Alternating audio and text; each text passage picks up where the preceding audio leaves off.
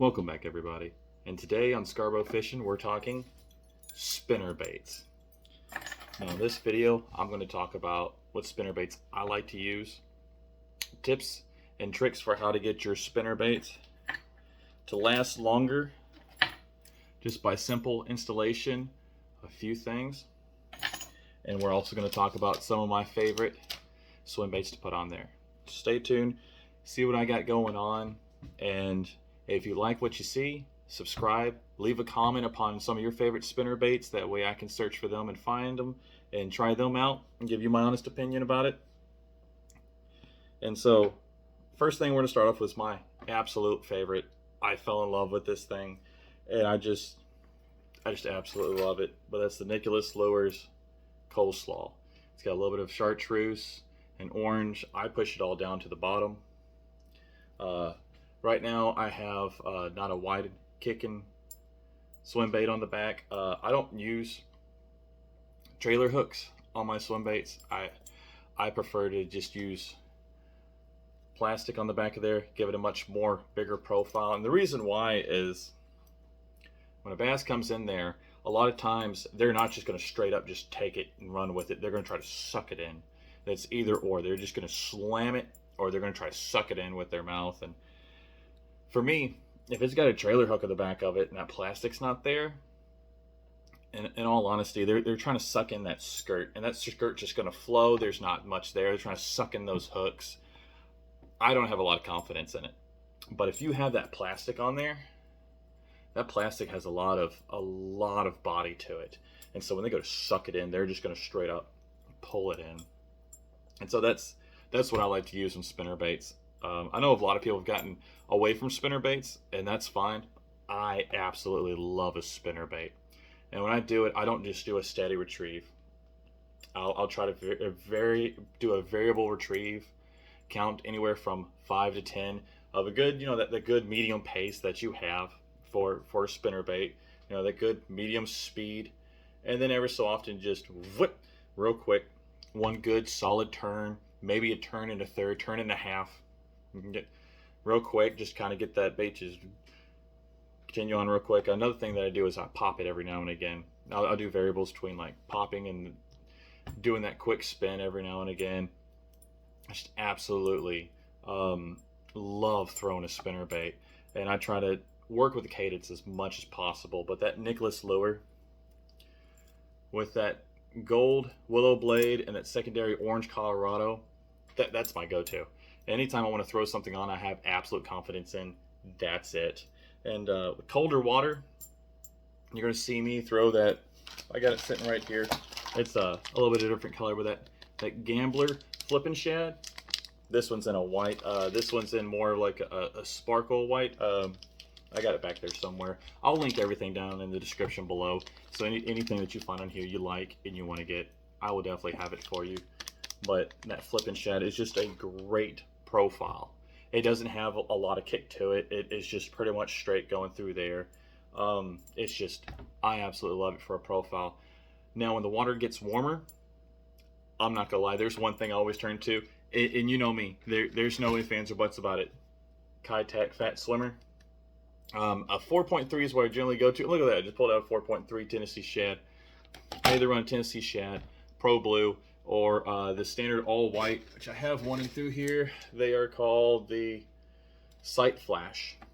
That's a good one that I would put onto here, but in a 4.3. That's a 3.3, which is another good option. One thing you can do is where that hook is, cut that skirt down to that hook, and it'll give it not so much of a bigger profile, smaller profile. I absolutely love it. I just recently got one in a Colorado blade. I haven't really tried it out much. I've done a lot of Willow blades, but that's my go-to. That is my preferred spinnerbait. I do have a double Willow painted I'm going to try out when the water gets a little bit warmer. So stay tuned and I'll give you my honest opinion on that. But one thing I have been trying out lately that I absolutely love is the V9 by Megabass. This right here, it is so soft, so limber, and when you sit there and pop, sit there and reel and pop, pop, pop. These blades go absolutely crazy in the water, and I think it just, to me, it looks great. I'll link this one down below it, but for the trailer, I actually have a D-Walker Pro Blue Red Pearl, and the reason why I really like these D-Walkers, so here's one in a solid white. The reason why I absolutely love these are probably the most durable swim bait trailers I've ever seen. I mean, this thing is just rock solid. It is stiff, it is sturdy, it has a great kick to it. So if you're looking for a definite swim bait trailer that will last a while, I look into the D-Walker. I do know Z-Man makes the Elastic that last a long time. I personally am not big into the Elastic Z-Man plastic. Their chatterbaits, hands down, are phenomenal. Like, I don't think there's another chatterbait that can match to it. Now, there is some other ones that I do want to try, but I have several jackhammers I absolutely love. That's the reason why I haven't made a chatterbait video. I don't have enough other chatterbaits to try it out. So if you want to leave that in the comment and tell me other chatterbaits that I need to try out that I would like, that you like, let me know about that. But other than that, more of a finesse is the War Eagle. This one's a little bit smaller profile. I had to get it in that Willow Blade Colorado combo. That's just where my confidence lies inside of spinnerbaits, is that Willow Blade Colorado. I do have other ones, like I said, the double Willow Blade. I have still Shad and a double Willow Blade. That's kind of interesting, and this is the reason why I kind of got it. It's red on one side and gold on the other side. So here, when they start to pre-spawn, I'm definitely going to try this out when the water starts to get a little bit warmer than about 45 degrees is what it's been around lately. What I have in colder waters, I'm telling you, this one's absolutely great. Big Bites Kamikaze swim bait. I got in pearl, white, and red. You're going to notice a lot of what I do is very simple colors. I don't go extravagant with a lot of colors. I just kind of, when I first started, I saw that coleslaw and ran with it. Absolutely love it. It doesn't mean that I'm not going to get just straight up just white pearl with pearlescent. That's great. But let's get into the tips I have for you. There's two tips I have in general to really extend the life of these spinner baits. And if you noticed, I have thrown, where'd it go? I have thrown this thing a ton. And I mean a ton. This Willow Blade right here is ate up.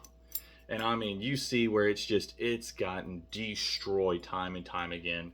And there's two things I do with it. Let me find one. All right, so there's this one I haven't done anything to. I just opened it out of the package. I haven't even thrown it. It hasn't seen water. It's seen nothing but air, but I wanted to get it. And one thing you can notice, just beyond where it attaches to the nose of the actual bait, I've bent it.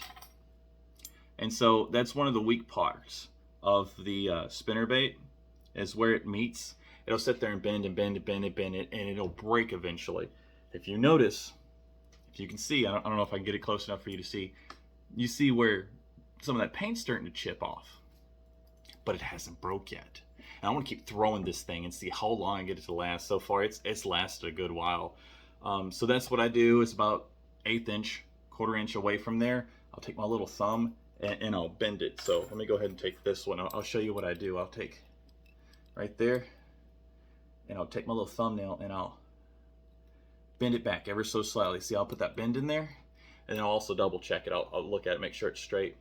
But that bend will keep that nose from breaking off. So that's something I really like. Another thing that I do, and I go and buy, my preferred split ring is Owner Hyperwire. Those things are strong. They're great. I mean, they will not give out. I think the test rating is like 31 pounds. It's ridiculous. But if you notice inside of my little tackle box here, I have a whole bunch of number 2s. It's not Owner. That's Bass Pro Shop special right there. And there's a reason for it. There's a reason why I got all the, I think I got like 100 for 10 bucks. Great deal, but they're not that strong. I don't need them to be that strong. They're not meant to hold that bass on the hook. They're meant to hold this little R bend. keep it from bending even more out, which is where it gets weak. When it starts doing that, it starts getting hung up, starts bending in that R, that's where you got problems. So what I'll do is I'll take like a number 1, a number 2. This one has a number 1. This Megabass V9 has a number 1 split ring on it, and that'll keep it from bending out anymore. You know, it's one thing I really like about Megabass is they paid attention to bending their actual blade, or not their blade, bending their wire that comes off of there to keep it from breaking, to extend the life of that wire, which I think is absolutely amazing. You see that they bent it back here. They knew that they wanted to use light wire, and so for movement, for it to be just completely collapsed, which I think is amazing. So they went ahead and pre-bent it for you, which I think is great. Like that's a little detail in Megabass that they pay attention to that almost nobody else does, that I've found. And so where did it go? There it is. And so I run a number 2 on the Nichols lures. No, that's a number 1. That's a number 1. Yeah, sorry. That's a number 1 that I use on the Nichols lures, and I bend it right there. And so far, this thing has gotten 8 alive, and it's still here. It's just absolutely remarkable. I had to go get another one, and another one, and another one. So I have several sitting around here that I just absolutely, I couldn't get away from. I absolutely love this color, this style, that red willow blade. And that red spinning around is going to be an absolute killer in the pre-spawn. So pay attention to that, because I suggest this to everybody. This is an absolute killer. And like I said, and there's that Colorado. I haven't thrown it much at all. I know it's going to have more drag and more thump, but when the water gets real murky, and where I usually fish, if you have a foot of visibility, that's outstanding. That's great. You're doing really good at that, because most time it's like 4 inches, and it's more than just murky. It's straight up chocolate milk. Like your kid made this chocolate milk. It's so terrible. You really can't see. Well, as soon as your bait goes that far in the water, it's gone. You can't see it. So I really want to try this one out, especially when it gets that murky, and the water starts getting above like 50, above 55. I'll put a keitech on here and let it go. So real quick, let me show you some of the quick swim baits that I have that I like to throw on here. If I want a larger profile, I'll put a Storm Largo Shad 4-inch Pro Blue. I'll put it on something like this Guggen Squad that I have over here. And that's something that Guggen Squad paid attention to, is right there on that R bend.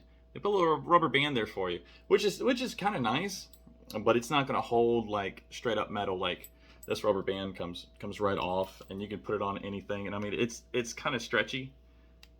You can see me stretching right there. So I mean, that's a good idea. Like they paid attention to that and noticed that was a problem. But a rubber band, I don't know. I haven't even thrown this thing, but like maybe once I put a D-walker on there to throw it, and I mean, it just kind of is what it is. It's not a bad spinnerbait at all. I haven't really found any cons to it, but you know, it's what it is. I'm really hoping on throwing this one more, especially during the pre-spawn. Like I said, that still shad, red and gold. I'll give you a review about that later, because I haven't thrown it yet. Water hasn't been warm enough. I've been more finesse fishing than anything. And one thing I want to throw out about War Eagle, that's something I really want to show you and pay attention to. Not only do they leave those little secondary accents longer on both sides, look at that. They doubled up their skirt on the top to where you have as much material as this one, but all that material is flared out. And it's also different lengths. So that's something I also want to throw around and kind of see what happens and pay attention to it. You see, I've also bent that one close to the nose and put a little split ring on that eye. And of course, I already showed you the big baits, big bite baits, Kamikaze. I want to get a few other colors to go with these and kind of play around with that. But I got red for, you know, pre-spawn, and the white, because that's mainly what I throw. My shads are mainly just standard shad colors, almost the same colors as skipjack It's just, you know, white and silver is about all that they are. Gambler has a good profile to it when it's going through the water. Looks great. That's the one that this Nichols lure is just getting ate up on. I've had that Gambler on there for a while. I think this one survived 4 or 5 fish already. I mean, it's gotten 8, and you can see where it's twisted, and I just twist it back, keep going. So far, it's done really good. I think I've only replaced it once, and I've kept going. Of course, the D-Walker is just a phenomenally strong bait. It's what I would suggest. If you can really get your hands on it, go to Tackle Warehouse. I'll put it in the description below. It's great. And of course, you know, my all-time favorite when the water starts warming up, keitechs. Keitechs just have it. They have that special magic that, to me, no other swim bait has. And it's not really about the scent. Yeah, the scent probably works, but it's the kick and the roll that it has with it that's just like nothing else. They've spent a lot of time investing in development of these baits. I happened to pick it up one day and I was like, wow, this really works. And so that's really what I got on spinnerbaits. I'd suggest just, I don't really have a lot of spinnerbaits. I do have some other ones in here that I kind of picked up that I haven't thrown. You know, a lot of chartreuse in this one. Not really big on chartreuse, but I got it. It's got that chartreuse blade on it. Also have another Nichols lures. Bluegill or sungill or whatever you want to call it. It's got the, you know, chartreuse on the bottom with orange on the belly. Double willow blade up there, so that's kind of more like a bluegill, sunfish, greenfish, whatever you want to call it. I do have some Booyah Baits micro spinnerbaits and red. And I got another one and a crawl with a Guggen Squad chunk on the back of it that has a little bit of rattle in that chunk.